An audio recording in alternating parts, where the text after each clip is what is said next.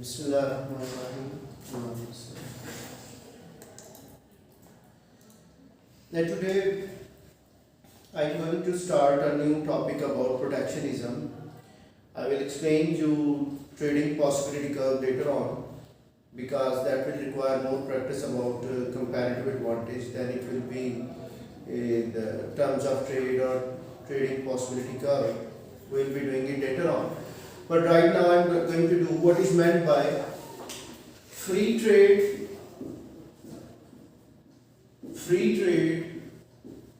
and protectionism. Basically, free trade does not mean that a trade without any pricing policy. This is a trade whenever countries are trading with each other without any trade barrier. They are not going to have any trade barrier. What do we mean by trade barriers? Like tariff, quota, embargo, exchange rate control, export subsidies. These are called the trade barriers.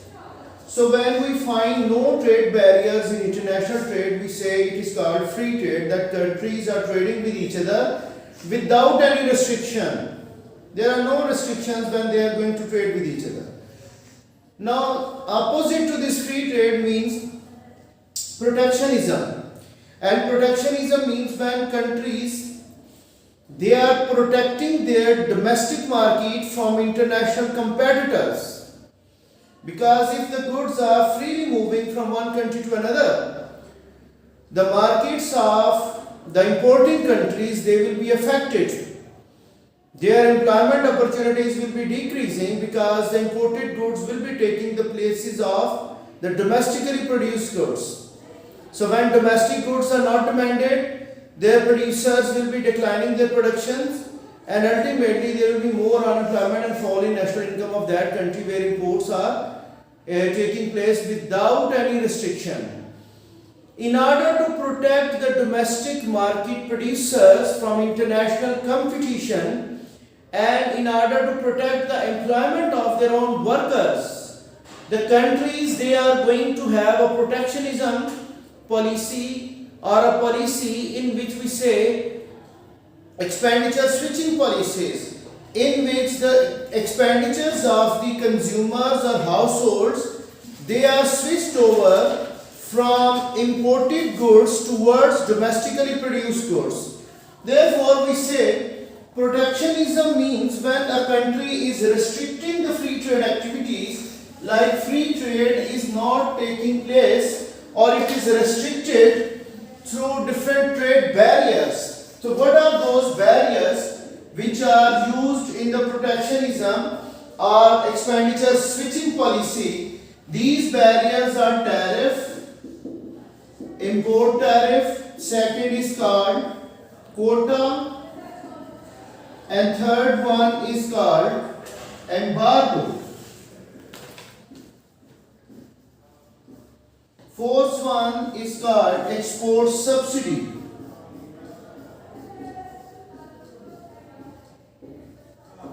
And fifth one is called exchange rate control.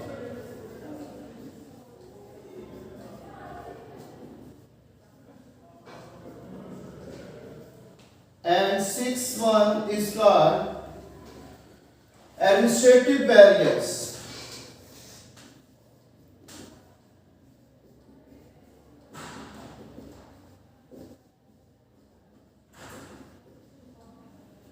And seventh is called what? Complex documentation.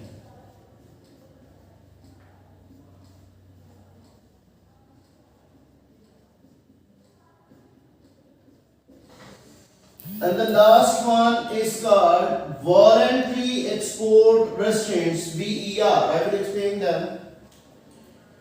Okay, first of all, tariff. This is a monetary type of trade barrier.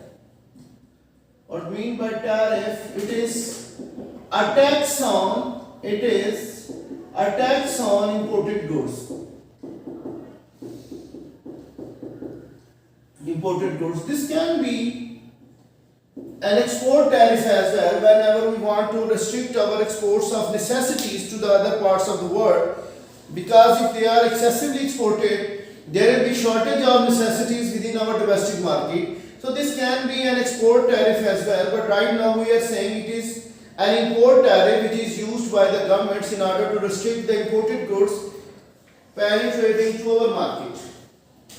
So now we see how a country is going to import the goods. This is the demand of domestically produced goods, domestic supply, this is home supply and home demand. We see our domestic price or home price of the product is at equilibrium. Suppose this is a market of automobiles where cars are going to be traded in our domestic market. So at equilibrium price, whatever cars are demanded, they are supplied by domestic sellers. Now how a country will be importing the international cars? This is the supply, world supply of cars. This is the world price of cars, which is lower than our domestic market prices. So when world prices are lower than our domestic market prices, then a country will be importing those goods. So at this world price, this is going to be the market equilibrium along with world supply. Domestic demand is become at equilibrium at world supply where both are intersecting to each other. So this will be the demand of imported cars. But at this world price level, domestic producers will be supplying only Q1 quantity, whereas there is going to be Q4 demand of the goods. So there is going to be, if this number of quantity, suppose we say 100 cars are supplied by the domestic sellers, but there is 500 demand. The rest of the 400 cars will be imported from the other parts of the world. So we say this distance Q1 to Q4 is going to be the imports of cars in our country when our international price of cars is lower than the domestic car prices. Now when government is going to impose a tariff on this imported car, now this is world supply with tariff. When tax is imposed, this supply car will shift upward. This is now world price plus tariff. Okay. Now only this quantity will be imported. What happens when imported car price is going to rise? What is happening? Domestic producers, they will be increasing their supply in the market. Suppose we say now there are 300 is the supply of cars from the domestic sellers, but when car prices, imported car prices, they have increased due to more tariff. So what happens? Consumers will be rationing their demand of imported cars. So now we are going to have 400 cars which are demanded at this high price. So imports volume will be only the 100 cars. Previously this was the 400 cars which were imported. Now we are able to have 100 cars which are going to be imported. So due to tariff, what is going to happen? Government is making the imported goods prices higher and even higher than the domestic prices, that consumers should switch over from imported goods towards domestically produced goods. So when this is going to happen, the import volume of the country will be only this much. This is called now Q2, this is Q3. So import volume of the country will be only 100 cars instead of 400 cars. So we have reduced 300 cars being imported by using the tariff. So this shaded area will be the tariff revenue, the tax revenue of the government. When government is increasing, what is going to happen? The tariff or tax rates on these cars. So this revenue will be collected by the government. So government is also benefited in the form of earning more and more tax revenues. This is called tariff revenue. And due to increase in price, this is what? Consumer welfare loss. This is the deadweight loss which is being caused due to having more welfare loss of the consumers due to tariff imposition or tax rate which is imposed on the imported cars. So we can find that there is going to be welfare loss to the consumers due to tariff. Their living standard will be declining because now they are not allowed or they are restricted to buy the imported goods. Rather, they are switched over to the domestically produced goods. So we find this thing that the tariff is benefiting the domestic producers. Tariff is benefiting the domestic producers, whereas it is going to have welfare loss of the producers as well from the imported cars producers. This will be their welfare loss, or this can be the welfare gain of the domestic producers because of the area above the domestic supply is going to rise. Previously it was less, but that is the loss of the international producers' welfare when we are having more tariff in our country. So basically, tariffs are used to reduce the volume of imports by a country. When they are imposed, they will make the imported goods expensive in terms of local currency, which will restrict the consumers to buy more the domestically produced items, and by that we will be able to restrict our volume of imports and domestic industry and employment can be protected. Okay. Now come towards what is meant by quota. Quota is the second tool of protectionism which is used by the governments in order to restrict the quantity imported in 1 year. Okay. So what is going to happen in case of quota? This is the fixation of quantity.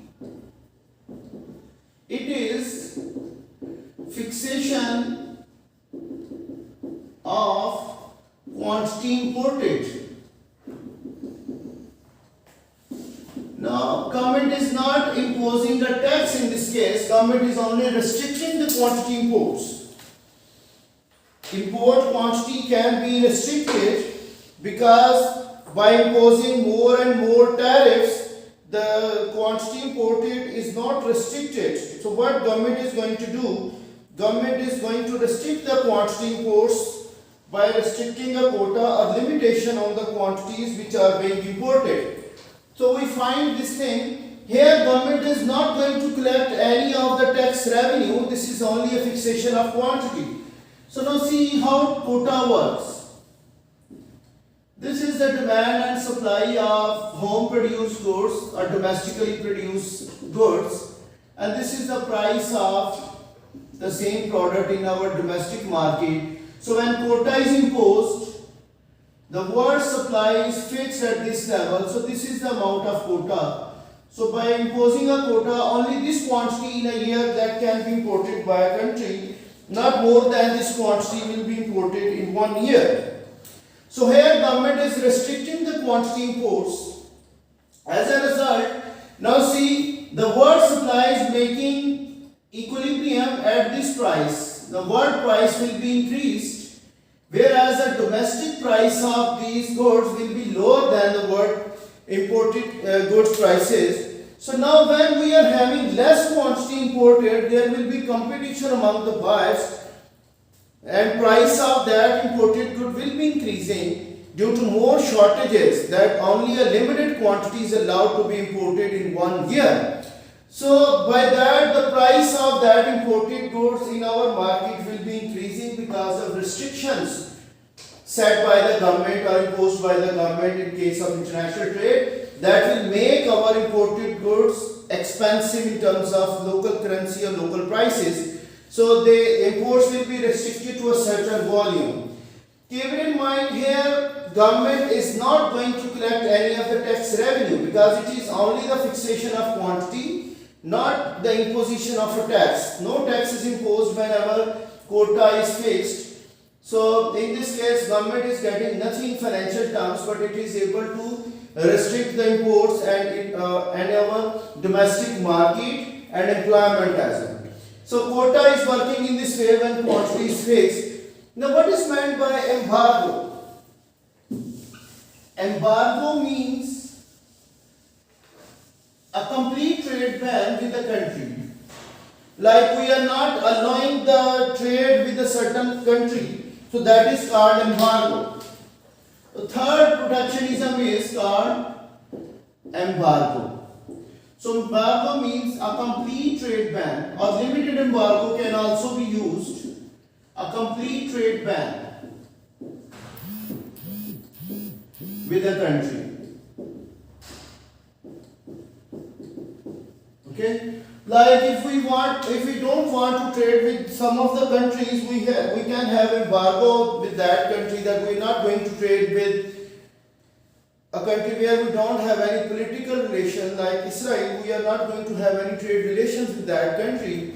So we can have embargo with that country, or limited embargo in certain goods, that these types of goods cannot be traded with the other countries. That's why we are having embargo. So embargo means when we are banning trade with countries, whether we are having their political relations with us or not. So government can impose embargo in order to restrict the trading activities. In retaliation, maybe with the retaliation policies of the other countries, our government can also impose embargo on the imports from that country. So embargo is basically a trade ban. We cannot have any type of diagram for this tool of protectionism, but it is just a regulation by which government is putting a regulation that trade with that country is restricted. Now how export subsidy can work in order to have protectionism of our domestic market? How export subsidy can work? Here I am using subsidy. We did in our previous chapter how subsidy is going to be provided by the government. So subsidy means when government is uplifting taxes, or government is financially helping the producers in order to reduce their per unit cost of production. So this is domestic market price at equilibrium. So when we see this is the world supply and this is the world price, now our country will be importing this type of product because international price of the product is lower than our domestic market price. What government does? Government is increasing subsidies to the domestic producers. As subsidies provided, supply will shift rightward. Their per unit cost of production will be decreasing. Now the domestic prices will be lower than international price level.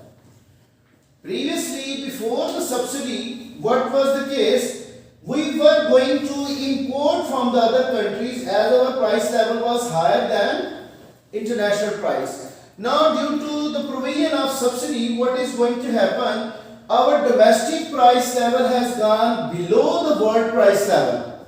So when this is the case, what happens? International price will be higher than our domestic market price of the product.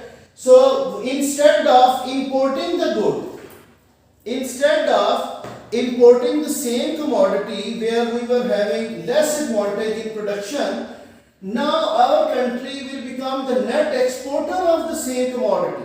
What do you mean by net exporter? Instead of importing the same good, our prices are now lower than the world price level. So what happens? Instead we were importing the goods, now export subsidy is working in two ways.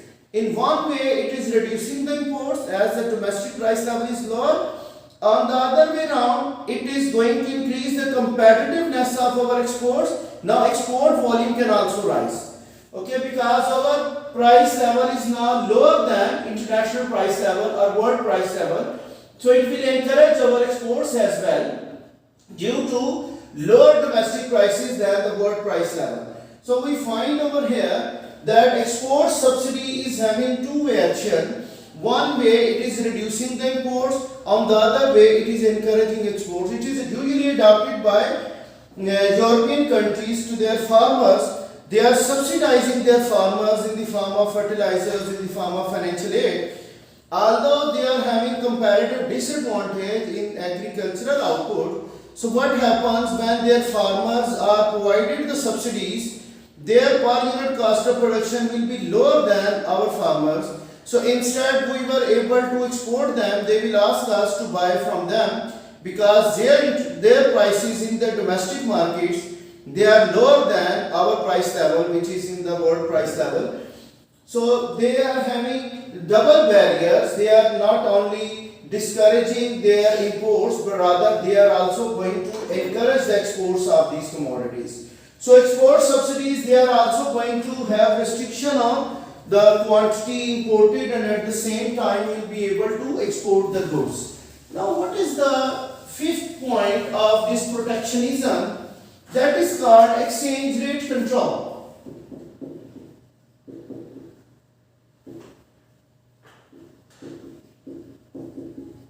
What do you mean by exchange rate control? Okay, when our exchange rate depreciates, like in case of imported inflation, I told you, when our exchange rate depreciates, it loses its value. Our currency is becoming weaker against foreign currencies. If exchange rate depreciates, our imports will become expensive in terms of local currency. Our imports will become expensive in terms of local currency.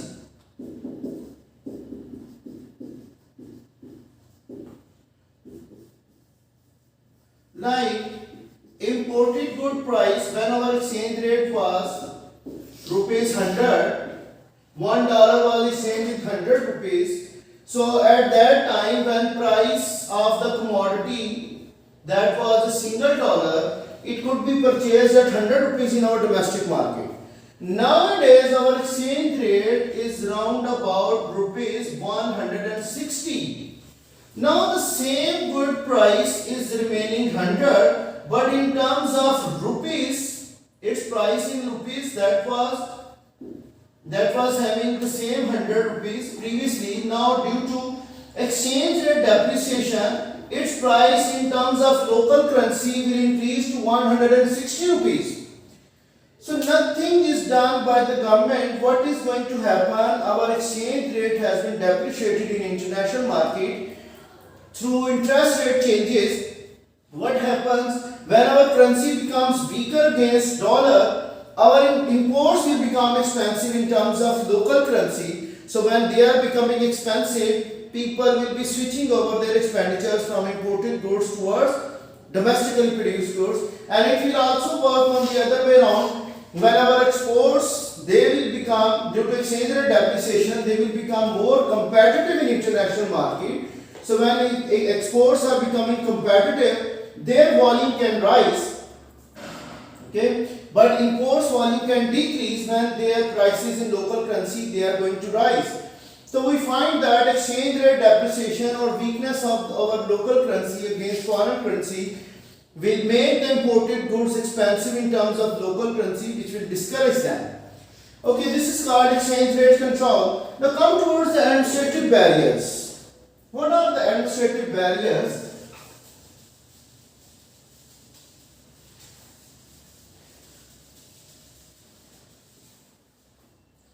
This is the sixth point.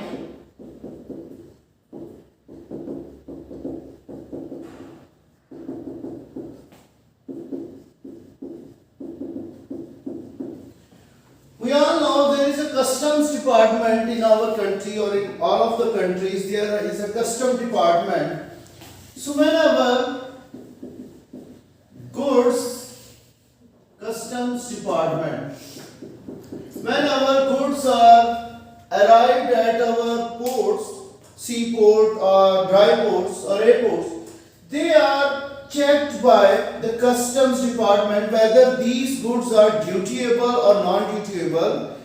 So if the goods are dutiable, then at the port the import duty will be imposed, or if this material which is being imported, it is restrictive as well. Like no one is allowed to import this type of good which is already available in our country. So customs department, as an administrative barrier, it will be putting restrictions on the imported goods, so that will be discouraging the importers to import every type of good which is available in our country. Our domestic industry is working on that, and our employment opportunities are also affected when these goods are being imported. So customs department administratively it is going to put restrictions or barriers on the imported goods. That's why the importers will be discouraged whenever we are going to import something. Okay, what do you mean by complex documentation? Complex documentation.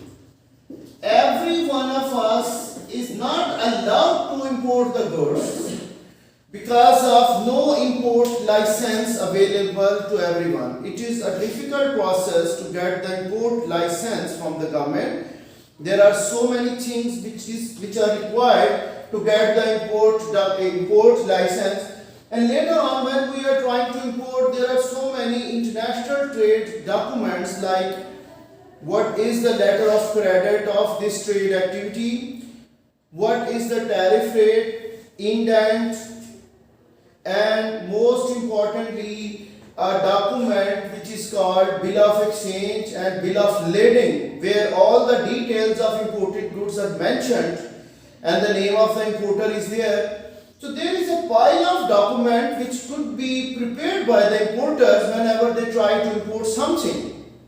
If any of the document is missing, imports cannot be encouraged. At that time, imported goods will be banned by the customs department.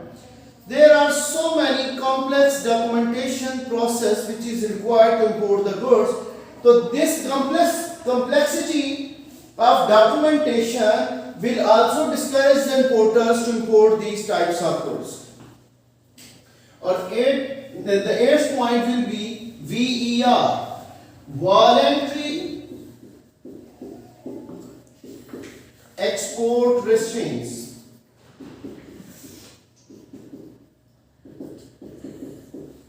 Voluntary export restraint, like two countries, they are trading with each other without any trade barriers, they are having good relationships with each other, politically they are good enough and they are not having any type of economic barriers to trade with each other. But one country is facing that due to more imports from our friendly country, our market is saturated due to more excessive imports. So they voluntarily make an agreement that the exporting country should restrict its exports because it is damaging our domestic employment and domestic market.